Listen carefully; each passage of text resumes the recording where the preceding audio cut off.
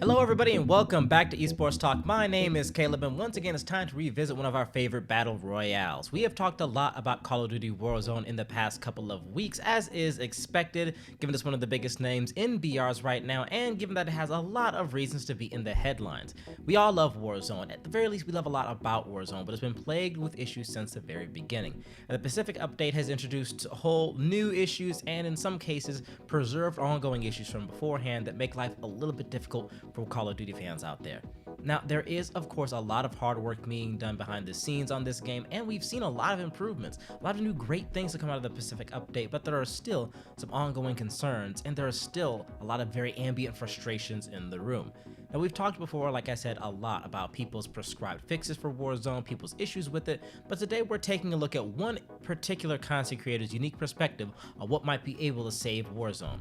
TrueGameData, who was recently on this channel for breaking the somewhat confusing news that there are in fact two different builds of Warzone depending on whether you're playing in a private or public lobby, has been busy since the Pacific update hit.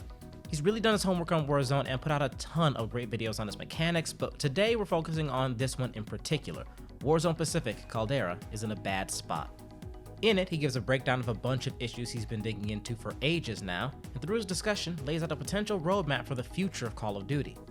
So let's take a look at some of his findings, take a look at some of his responses to said findings, and see if he could potentially save Caldera, or at the very least, see if you folks out there like his takes on what the prescribed future should look like. Alright, so the first thing I want to talk about is how long it takes to level guns.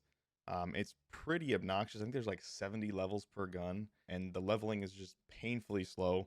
And this is from someone who plays all the time. And obviously there should be some level of grind to level up the guns. It shouldn't just be, oh, you get everything right away, because then there's no reward. But this is just too much. It just takes way too long to level these guns up for a normal person that, you know, works a 9-to-5 job, or someone that has kids or something. Now, this is a pretty common complaint. You've seen it plenty of times on Twitter, especially in recent times, and possibly experienced it firsthand yourself.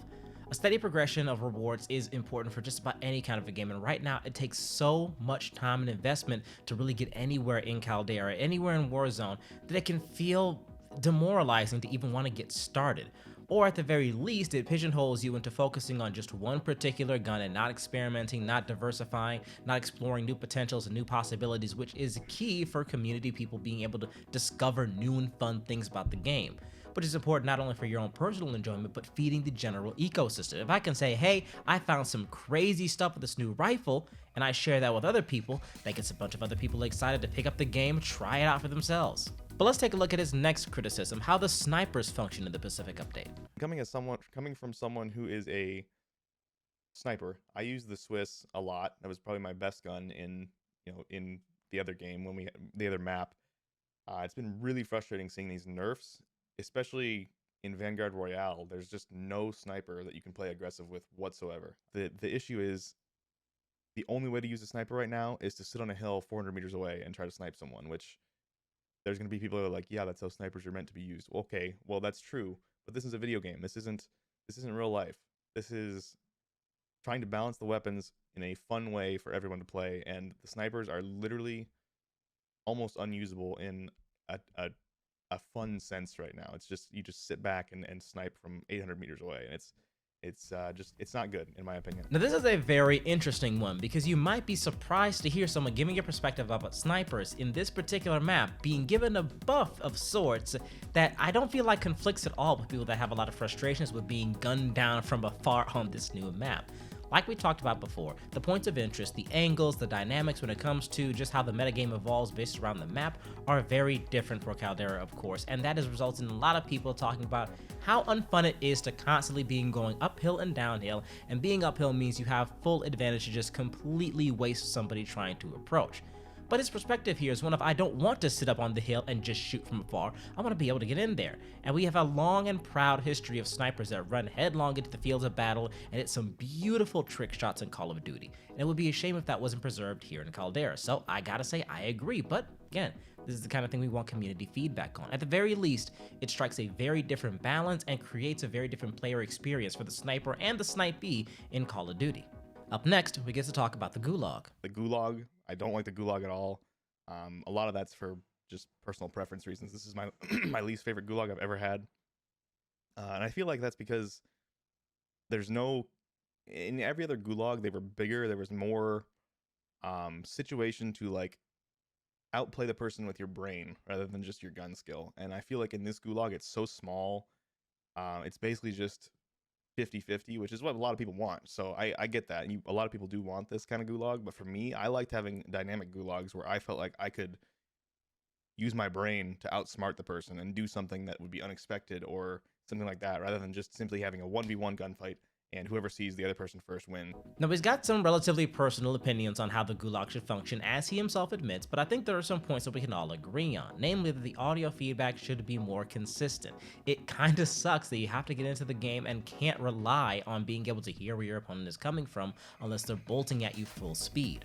One way or another, there's some adjustments I think that would make things a lot more reliable for players, and that is the sticking point that I think everybody can agree on. But again, he does paint a very unique perspective of the game in general, including how things should function when it comes to being able to apply skill, tactical reasoning, and planning to a space like this, versus being just thrown into it and told to survive without a lot of ability to really map out how you're going to do that. So this is coming from a place of love, and I just want the game to be as good as it possibly can. So I want to highlight the things that I think could make it better. Whether or not it'll make any difference, I don't know, but I just want to talk about the things that I care about.